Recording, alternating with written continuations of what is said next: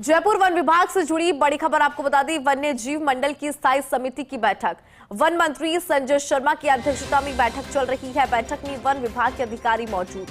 बड़ी जानकारी आपको दे रहे हैं, महत्वपूर्ण ये बैठक है।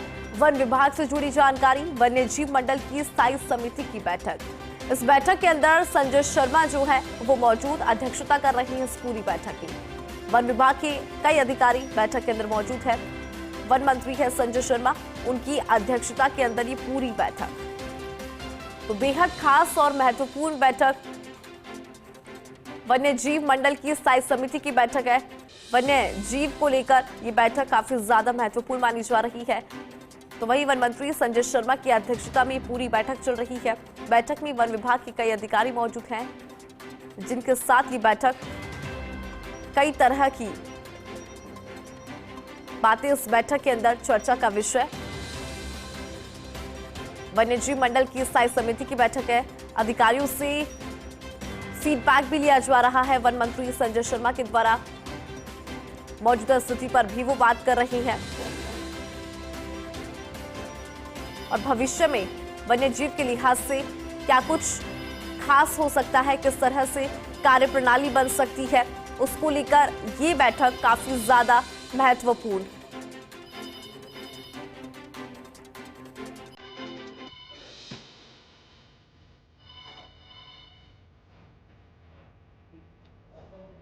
बड़ी जानकारी आपको दे रहे वन मंत्री संजय शर्मा की अध्यक्षता में ये बैठक में वन विभाग के अधिकारी मौजूद हैं। मौजूदा स्थिति को लेकर किस तरह से आगे की रणनीति और कार्यप्रणाली पर ध्यान देना है, उसको लेकर वन मंत्री संजय शर्मा बातचीत कर रहे हैं।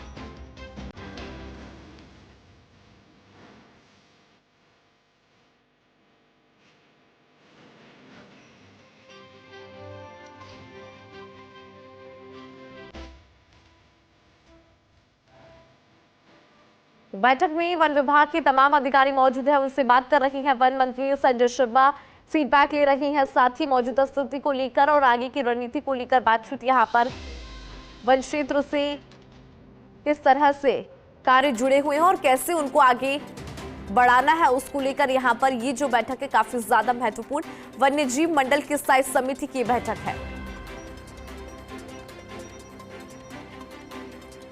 तो बड़ी जानकारी आपको दे रहे इस वक्त की वन मंत्री संजय शर्मा की अध्यक्षता में ये पूरी बैठक। इसी खबर पर विस्तार से जानकारी लेंगे, हमारे एसोसिएट एडिटर निर्मल तिवारी जी जुड़ गए हैं। निर्मल जी, देखिए बहुत ज्यादा महत्वपूर्ण बैठक मानी जा रही है। वन मंत्री संजय शर्मा इस बैठक की अध्यक्षता कर रही हैं। क्या कुछ चर्चा इस बैठक के अंदर पॉइंट टू पॉइंट समझना चाहेंगे निर्मल जी? सुप्रभात इंदु। देखिए, स्टेट वाइल्ड लाइफ बोर्ड की स्टैंडिंग कमेटी की ये पहली बैठक है। बोर्ड का गठन किया गया था जुलाई में। उसके बाद से ही इस बात की उम्मीद लगाई जा रही थी कि कब इसकी बैठक होगी state wild life board standing committee की। इसलिए महत्वपूर्ण होती है क्योंकि जितनी भी वाइल्ड लाइफ की क्लियरेंसेस के जो मामले होते हैं, फॉरेस्ट के कई डाइवर्जेंस के जो मामले होते हैं, फॉरेस्ट लैंड पे विभिन्न तरह के निर्माण के जो दी जाती है अनुमति, उनको लेकर के मामले होते हैं। तमाम इस तरह के जो मामले हैं उनको लेकर के इस वाइल्ड लाइफ बोर्ड की बैठक में रखा जाता है। वन मंत्री संजय शर्मा चूंकि वाइल्ड लाइफ बोर्ड के उपाध्यक्ष हैं, तो वन मंत्री संजय शर्मा की अध्यक्षता में बैठक हो रही है। इस वाइल्ड लाइफ बोर्ड के अध्यक्ष मुख्यमंत्री होते हैं, लेकिन चूंकि उनकी व्यस्तता है उपचुनाव के चलते, तो ये वन मंत्री संजय शर्मा की अध्यक्षता में इस बैठक को किया जा रहा है। इसमें एसीएस अपर्णा अरोड़ा है, इसमें हॉफ अरिजीत बनर्जी हैं, चीफ वाइल्ड लाइफ वार्डन पवन उपाध्याय इसके अंदर शामिल हैं। इसके अलावा APCCF wild life Rajesh Gupta हैं और तमाम जो लोग जो जुड़े हुए इसके सदस्य हैं स्टैंडिंग कमेटी के, वो सदस्य इससे जुड़े हैं। कुछ सदस्य वर्चुअली भी इससे जुड़े हैं। तो कोशिश यही की जा रही है कि जितनी भी वाइल्ड लाइफ क्लियरेंस के जो लंबित मामले हैं, क्योंकि इन मामलों की संख्या कई दर्जन तक हो सकती है, क्योंकि लगातार मामले बढ़ते जाते हैं। हर महीने नए जो प्रस्ताव हैं वो वाइल्ड लाइफ क्लियरेंस के वो आते हैं। तो तमाम इस तरह के मामले हैं, उन मामलों को लेकर के इस बोर्ड की बैठक में रखा गया। उम्मीद ये की जा रही है कि आज की बैठक में जब इसमें चर्चा चल रही है तो कुछ नई क्लियरेंसेस जारी होंगी और जो आगामी जो प्रोग्राम होगा वाइल्ड लाइफ को लेकर के वो भी इसमें रखा जाएगा। उसका भी एक तकनीक इसमें तैयार होगा। इंदु, बिल्कुल निर्मल जी, देखिए मौजूदा स्थिति की बात करें वाइल्ड लाइफ का, क्योंकि आप जिक्र कर रही हैं, काफी ज्यादा खास ये बैठक है। जिस बैठक के अंदर जैसे चर्चा यहाँ पर होनी है, उसके बाद आपको क्या लग रहा है, कितना बदलाव हमें देखने को मिल सकता है, किस तरह से आगे की जो कार्यप्रणाली है वो यहाँ पर रह सकती है?